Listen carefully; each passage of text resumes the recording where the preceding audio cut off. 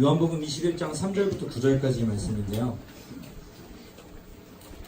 요한복음 21장 3절부터 9절까지 말씀. 한 목소리로 합독하겠습니다.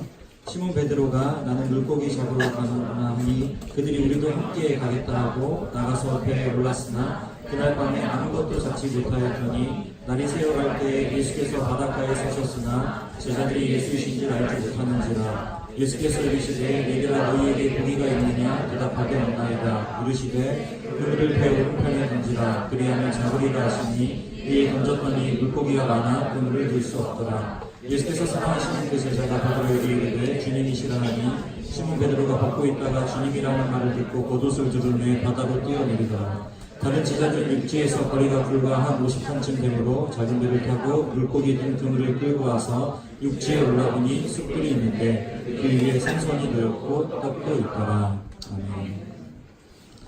저에게 15분이 할애되었는데 9분이 남았습니다.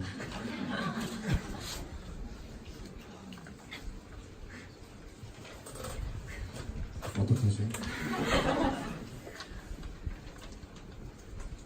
뭔가 죄송합니다. 빨리 해보겠습니다. 제자들은 나를 따르라 사람 낚는 어부가 되게 하리라 라는 예수님의 말씀을 듣고 모든 것 버려두고 따랐습니다. 그게 복음서에 나온 이야기이죠. 그래서 예수님과 3년을 동고동락하면서 두려울 것 없는 시간들을 보냈습니다. 그런데 제자들에게 큰 변화가 나타났습니다. 어떤 변화가 나타났냐면요, 예수님이 붙잡히시고 십자가에 죽으셨습니다.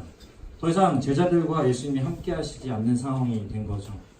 모든 것을 버려두고 예수님을 3년 동안이나 따랐던 제자들에겐 너무나 황당무계한 일이었을 것입니다. 근데 다행인 것은 주님께서 3일 만에 다시 어떻게 되셨죠? 살아나셨다는 겁니다. 그런데 이 3일 만에 다시 살아나신 주님은 이제까지 3년 동안 했던 방식과는 다른 모습으로 제자들과 함께 하십니다. 3년 동안은 늘 함께 하셨다면 이제부터는 자꾸 사라진다는 것이 문제입니다. 성경을 보면 계속해서 예수님이 나타나십니다. 그 말은 뭐예요? 함께하지 않고 있었다라고 하는 것이죠. 물리적으로. 다시 말해서 이제 제자들과 함께하지 않는 시간들 속에서 제자들은 당혹감을 누릴 수밖에 없는 그런 현실을 마주했다라고 하는 것입니다. 그런 상황 속에서 7명의 제자들이 어느 때처럼 갈릴리 바닷가에 모여 있었습니다. 그들 중에 대표, 우리도 잘 알고 있는 수제자 누구죠? 베드로. 베드로가 이렇게 말합니다. 나 물고기 잡으러 갈 거예요. 이렇게 외치자 이 함께 있던 나머지 6명의 제자들도 우리도 함께 갈게 이렇게 하면서 물고기 잡으러 갑니다. 오늘 아침에 리더 모임 시간에도 얘기했지만 그렇게 은혜 받으러 가자, 기도하러 가자, 수련회 가자, 국내 선교 가자 하면은 그렇게 재는 사람들이 물고기 잡으러 가자 하면 바로 갑니다. 제자들도 마찬가지입니다. 예수님 오른편에 앉을 것이냐 왼편에 앉을 것이냐 그렇게 싸우던 사람들이 물고기 잡으러 간다니까 다 따라갑니다. 뭐죠? 물고기 잡으러 간다는 것은 자기 생계의 자리로 돌아간다는 것, 자신이 현실의 자리에서 현실의 그 야망을 이루겠다라고 하는 그런 의미가 내포되어져 있다라고 하는 것입니다. 그런 자리는 쉽게 따라갑니다. 하지만 하나님께 헌신하자, 대가 지불하자, 죽자, 순교하자 절대 안 갑니다. 이것이 바로 오늘 제자를 통해서 우리가 볼 수 있는 우리의 모습입니다. 여러분이 그렇다는 건 아니고 제자들이 그렇다는 거예요. 그래서 이들이 물고기 잡으려는 이유가 뭘까요? 마땅히 먹을 게 없어서 고기라도 잡아서 먹으려고 하는 걸까요? 아니면은 예수님께서 명하셨던 사역 이루려고 어떤 자금 모으려고 물고기 잡아서 그 자금 만들려고 하는 걸까요? 대체 이들은 왜 물고기를 잡고 있는 걸까요? 저는 이 장면들을 바라보면서 갈릴리 바다, 밤, 배, 물고기, 어부들 이거 하면서 떠올랐던 장면이 있습니다. 어떤 장면이냐면요. 복음서 시작할 때 제자들을 부르셨던 그날 밤이 떠올랐습니다. 그날도 갈릴리 바다에서 제자들 고기 잡고 있었습니다. 역시 오늘과 동일하게 밤새 물고기 한 마리 못 잡았습니다. 하지만 갑자기 예수님이 나타나셔서 깊은 데에 그물을 던져라. 이러자 고기가 잔뜩 잡혔습니다. 그리고 나서 너무 깜짝 놀란 나머지 예수님이 사람 낚는 어부가 되게 할 테니까 나 따라와 하니까 깜짝 놀라 따라갔습니다. 자, 그리고 나서 이제 물고기 잡는 어부에서 사람 낚는 어부로서의 삶이 전환점이 마련되어진 거죠. 완전 삶의 방향이 달라졌습니다. 깜짝 놀라서 따라간 게 아닐까 싶은 만큼 제자들은 3년 동안 예수님이 왕 되는 걸 기대하면서 예수님으로부터 콩고물 받아먹으려고 물고기, 그 오병이의 사건처럼 물고기들 그리고 빵 얻어먹으려고 예수님 따라다니는 것처럼 보였던 사람들이 오늘 제자들의 모습입니다. 우리는 제자들의 모습하면 주로 이런 것들이 많이 생각납니다. 그런데 제가 오늘 이 말씀을 묵상하면서 제자들이 과연 그렇게 왕된 예수님만을 쫓았을까? 라는 질문을 던졌을 때 그래서 이들은 무능력자이고 아무것도 할 수 없고 맨날 그 고기도 못 잡는 바보 같은 어부들, 뭐 이런 것일까라는 생각을 해봤는데, 단지 이들이 예수님을 따라다니기만 했던 바보 같은 어부들이 아니었다라고 하는 것입니다. 예수님과 3년 동안 동고동락하면서 가르침받고 때로는 실습도 했습니다. 실제로 하나님 나라를 전화로 파송받았고 곳곳으로 흩어졌고 예수님처럼 병도 고치고 귀신도 쫓았어요. 그 말은 뭡니까? 굉장한 능력을 맛보았다는 것입니다. 예수님 믿음으로써. 사람 낚는 어부가 되기 위한 충분한 훈련을 3년이나 했어요. 그런데 지금 제자들의 모습은 어떻습니까? 오늘 제자들의 그 부르셨던 그 첫날 모습과 전혀 다를 바 없는 모습으로 또 물고기 잡고 있는 것입니다. 기껏 사람 낚는 어부 되라고 3년 동안 훈련시켰더니 물고기 잡으러 가고 있는 것입니다. 여러분, 성경을 어디를 찾아봐도 예수님께서 제자들과 함께하면서 너희 물고기 많이 잡아야 되라고 얘기하신 적 한 번도 없습니다. 그런데 오늘 예수님의 이 가르침과 달리 오히려 예수님은 하나님 나라를 위해서 너희가 가지고 있는 것을 포기하고 하나님 나라를 선포하고 하나님 나라를 회복해야 된다, 그 하나님 나라의 가치를 회복해야 된다고 가르치셨지 한 번도 물고기 많이 잡아오라 한 적이 없어요. 그런데 제자들은 지금 다시 물고기 잡으러 간 거죠. 제자들의 상황이 전혀 뭔가 예수님을 만난 이후의 삶의 모습이 아니라고 하는 것입니다. 어쩌면은 지금 오늘 물고기 잡으러 가는 상황은 3년 동안 예수님을 따라다녔던 그 어떤 상황보다 더 분명하게 예수님의 능력을 눈으로 본 상황입니다. 왜요? 부활하신 예수님 맞잖아요. 자기들이 예수님이 완전히 죽은 거 확인했잖아요. 그런데 살아나셨다고요. 그럼 예수님 정말 하나님인 거 맞잖아요. 그런데 왜 이들은 자꾸 다시 물고기 잡으러 가는 걸까요? 3년 동안 예수님과 함께할 때는 두려울 게 없었습니다. 금방이라도 왕 될 것 같았고, 그래서 제자들도 고위직에 오를 것이라는 그런 기대감에 차 있었습니다. 그런데 3년간의 모든 기억은 다 추억이 되었고, 부활하신 예수님 본 것도 그냥 허상처럼 된 채로 이들은 허탈하게 지금 물고기 잡고 있는 것입니다. 왜 그랬을까요? 물리적으로 예수님이 함께하지 않는 것 같은 상황이 되니까. 이들은 믿음 없는 그 상황, 사명을 잃어버린 상황, 두려움에 휩싸인 상황, 그래서 다시 물고기 잡으러 갈 수밖에 없는 그 현실에 처했던 것입니다. 눈앞에 부활하신 예수님을 보았지만 그 예수님이 잠시 안 보이자 눈앞에 보이는 그 현실을 두려워하는 것이죠. 3년 동안 그렇게도 사람 낚는 어부로 훈련을 받았는데 예수님 안 보이니까 원점으로 돌아오는 것입니다. 제자들의 가장 큰 문제는 뭐냐면요, 이들이 왜 다시 물고기 잡으러 갔냐면요, 예수님이 눈에 보이지 않는다는 것입니다. 그런데 사랑하는 여러분, 예수님이 눈에 보이지 않는다고 해서 정말 이들과 함께 하시지 않았을까요? 그게 아니라는 겁니다. 지금 당장 눈앞에, 물리적으로 예수님이 눈앞에 보이지 않을 뿐 이제 예수님은 제자들과 함께하는 방식을 달리 하시기로 작정하신 겁니다. 방식이 달라진 것이지 예수님이 사라진 것이 아니라는 거예요. 착각하고 있는 것입니다. 오늘 이 자리에 예수님 믿겠다고 앉아있는 우리 모두 역시 사람을 낚는 어부들입니다.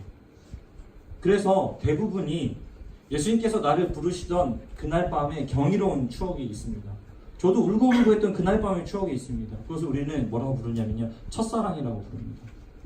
첫사랑의 경험이 있다. 그날 밤 우리는 주님을 만난 기쁨을 누리면서 어떻게든 내가 주님을 위해서 살겠다고, 주님을 전하면서 살겠다고 다짐하고 또 다짐했습니다. 그런데 여러분, 우리 삶이 지금 어떻습니까? 사람 낚는 어부로 잘 살고 있냐라고 하는 거죠. 그럼 그날 밤과 오늘 뭐가 달라졌습니까? 달라진 게 있다면 예수님이 자꾸 안 보이는 것처럼 느껴진다는 것입니다. 어느덧 감격은 사라진 채 갈릴리 바다와 같은 현실 속으로 달려가서 뭐하고 있는 거죠? 물고기 잡는 일에 몰두하고 있는 것입니다. 근데 물고기 잡아봐야 어떻습니까? 제자들과 똑같아요. 빈 그물만 던져 올릴 뿐입니다.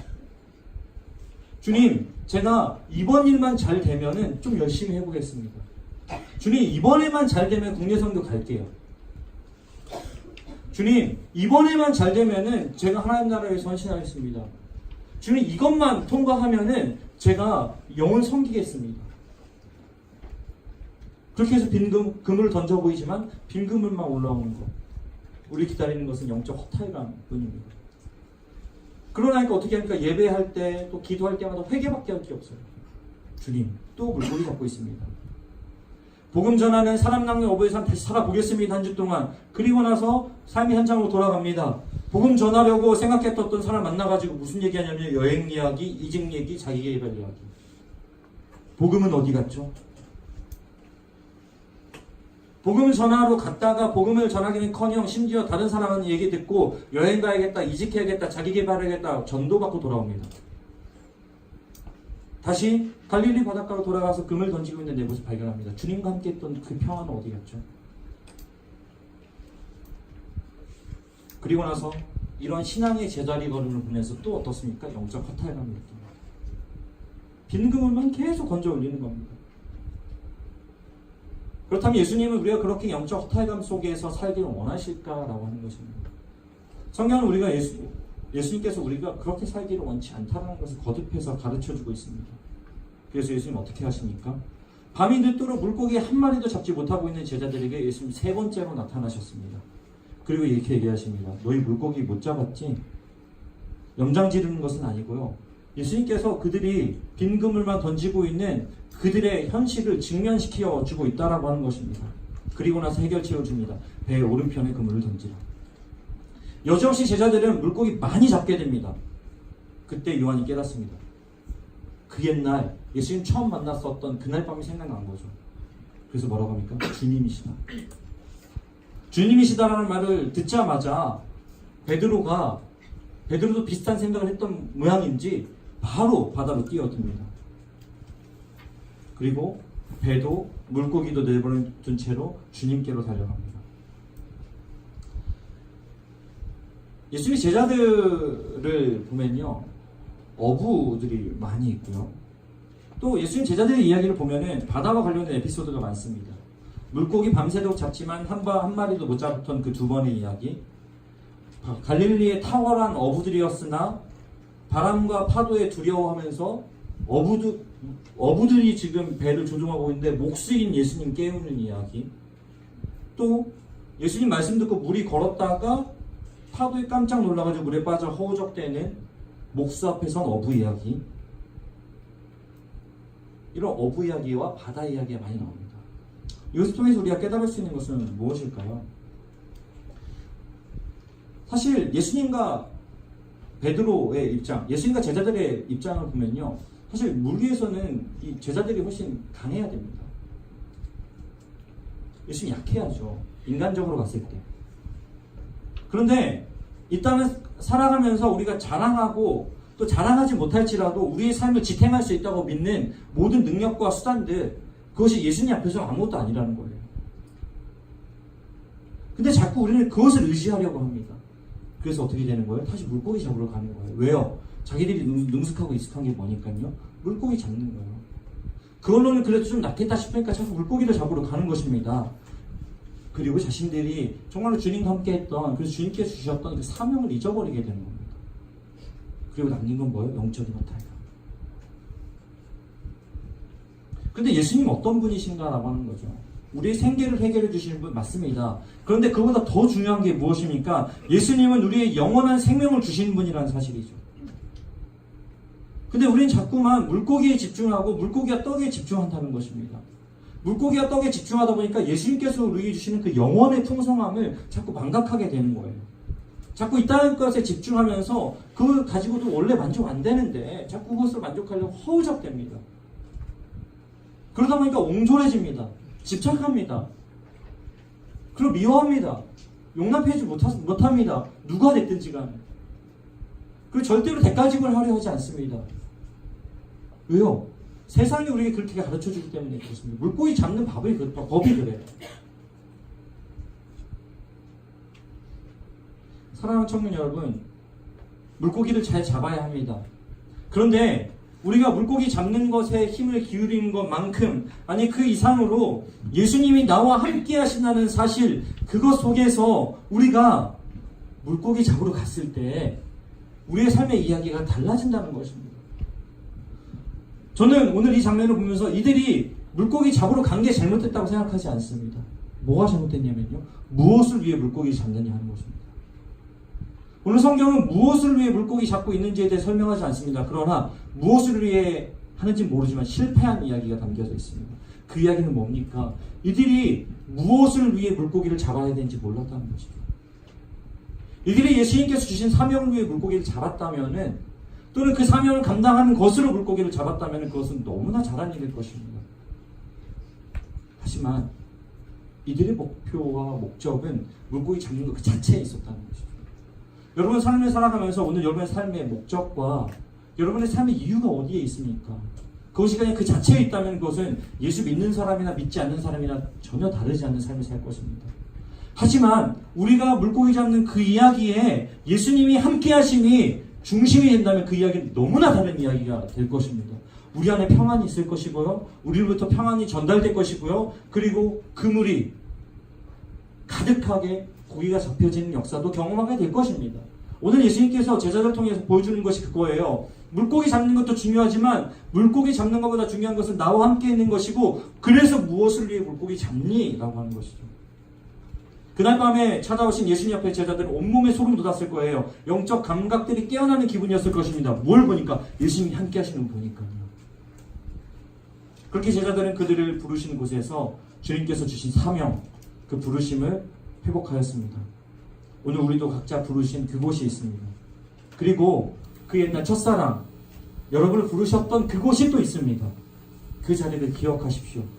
그리고 맞아, 주님 나와 함께 하시지 하고 여러분의 영적 감각, 영적 세포들을 깨우시기를 원합니다.